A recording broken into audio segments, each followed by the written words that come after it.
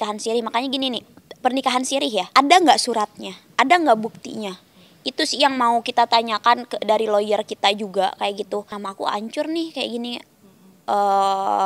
Dan aku lagi banyak show loh, ini bahaya loh. Kayak aku aja kemarin lagi show di Cirebon, di DM-in, kayak misalkan si tempat shownya itu di DM-in emak-emak kamu kok mau sih ngundang Dinar kan pelakor, jangan dong ngundang Dinar gitu-gitu.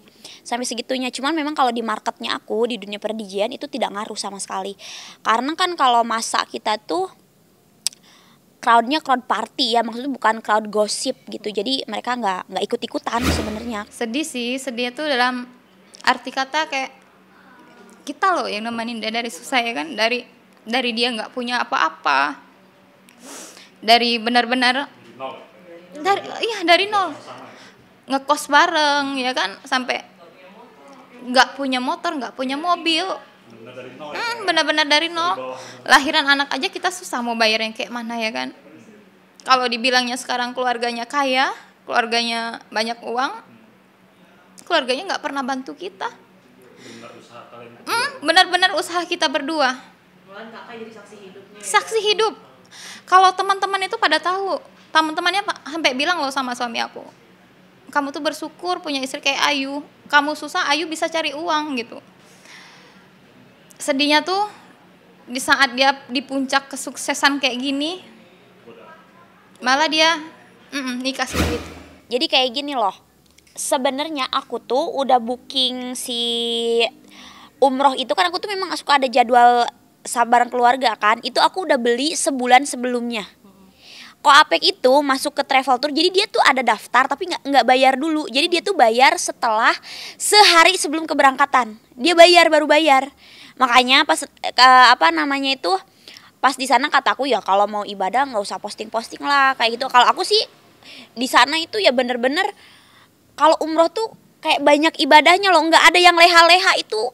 Mungkin ya kalau orang pikirannya kayak gimana di sini. Cuman kalau aku jujur di sana, kalau aku sih fokus ke ibadahnya gitu. Dan abis kemarin umroh juga kan, pas landing aku langsung show kayak gitu. Dan kok Apek juga pulang ke kotanya, ke Jambi gitu. Apalagi sampai umroh ya, itu tuh hal yang besar lah ya.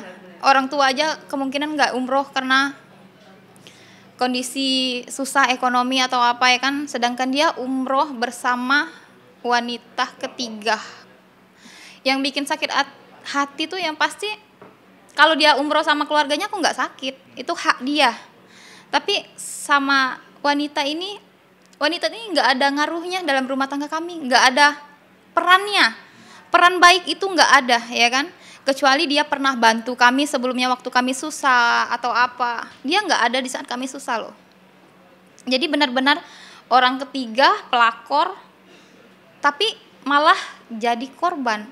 Seolah-olah korban. Tapi dari ibadah umroh ini tuh sebenarnya aku dapat kabar, kan aku baru balik show juga. Jadi kayak kemarin dari Cirebon, terus kemarin perform di Jakarta juga aku baru balik. Aku dapat kabar dari Koapek, katanya Koapek sama pihak sana sudah berbaikan gitu. Sudah nggak tahu ada perjanjian apa, tapi mereka sudah berbaikan. Terus kata Koapek ya udah nggak usah dibahas lagi. Kayak kata aku ya udah gimana. Tapi kan maksudnya pas aku lagi umroh di sana kan ada podcast yang naik kayak gitu, ada podcast yang naik, dan menurut aku di dalamnya itu tidak aku lakukan. Kayak misalkan contoh dia bilang Dinar ngebully bahwa ada ngomong misalkan masalah nafkah. Dinar tuh nggak sejauh itu, kayak ngapain Dinar ngebahas masalah nafkah orang, itu nggak ada, itu bohong pertama. Terus apalagi ya, pokoknya detail-detail yang dia bilang kayak kok aku nggak ngelakuin itu, aku nggak ngerasa ngelakuin itu, kok aku dituduh. Pokoknya ada beberapa poin yang aku kayak ini bukan aku kayak gitu. Aku terus-terusan dihujat, dan dihujatnya tuh kayak ada beberapa teman-teman selebgramnya, dan aku merasa kayak wah gue nggak akan maafin sampai kiamat pun, karena maksud tuh ada beberapa statement poin yang dimana itu tidak benar, tidak aku lakukan kayak gitu. Jadi kan aku ada lagi bikin usaha juga, ada beberapa investor nge-cancel, ini miliaran loh beneran, nge-cancel buat berinvest di usaha yang aku lagi jalanin, dan itu nilainya miliaran rupiah. Terus aku kayak oh ya udah, bukan jalannya. Akhirnya aku talangin dulu pakai duit pribadi yang harusnya itu dibeli sama investor tersebut kayak gitu. Akhirnya aku talangin dulu, tapi aku ya udahlah, aku pasrahin dulu. Tapi ya aku tetap tetap dalam usaha itu ya tetap tetap berjuang gitu. Aku nggak mundur dari usaha itu juga. Dan kalau dibilang kok Apek ada join di usaha aku yang lagi aku jalanin, tidak ada. Cuman ya pasti ada beberapa brand yang ngaruh, tapi ya udahlah. Aku udah maksud tuh kayak walaupun sebenarnya ini udah ke materi ya, tapi aku berusaha mengikhlaskan kayak oh ya Allah, kalau aku suruh istirahat dulu ya udah nggak apa-apa. Kita nggak ada masalah saat itu. Dari bulan 1 sampai bulan 5 itu nggak ada masalah. Oke-oke aja rumah tangga kita.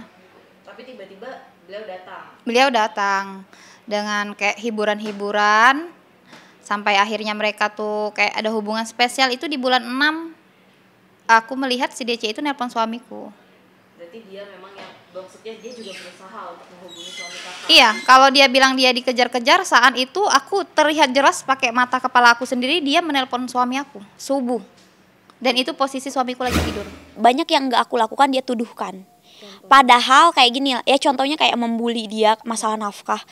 Aku nggak sejauh itu, nggak sejauh itu. Dan aku juga perlu kalian ketahui, kita harus jujur-jujuran di sini. Ya aku juga nggak dapat uang bulanan juga kayak gitu. Maksud itu kan ini kan orang-orang udah pikirnya tuh jauh banget kan. Sebenarnya jadi itu tuh kayak yang aku lihat menerka dan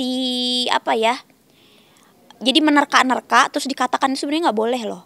Ini kan maksudnya tuh jatuhnya bisa pidana juga kayak gitu. Maksud aku dari kemarin juga aku kan diem karena kalau saling serang aku takut kena juga. Maksudnya secara pencemaran nama baik dan segala macam kayak gitu. Tapi kalau menurut aku sih apa yang di podcast itu menurut aku 70%-nya itu aku nggak melakukan. Dia udah tahu dari awal. Waktu dia live di TikTok itu dia sering ngomong, nggak mungkin guys aku suka sama Ko Ape, sedangkan Ko Ape itu punya anak istri. Di TikToknya ada foto aku sama anak-anak, dan di WhatsApp yang ditelepon DC itu profilnya foto anakku berdua. Berarti sangat tidak mungkin ya. Sangat tidak mungkin. Tidak mungkin. Apapun yang aku omongin ya kalian nggak akan percaya gitu ya. Ya udah gitu. Ya tunggu Ko Apek sama papahnya keluar lah di media nanti. Gitu. Apa yang terjadi sama aku tuh mungkin ini udah kehendak di atas kayak gitu. Ini ujian, cobaan buat aku kayak gitu. Tapi dengan adanya masalah kayak gini kan banyak yang simpang siur ya, yang nge-DM kita, tahu nggak Kak, ternyata dia tuh gini-gini. Cuman nggak aku ambil pusing, yang aku fokusin dia pelakor. Dia orang ketiga dalam rumah tangga aku. Kalau nggak ada dia, rumah tangga aku sekarang baik-baik aja kok. Suami aku aja nggak pernah kepikiran mau nikah lagi atau apa. Karena apa? Harta semua atas nama aku.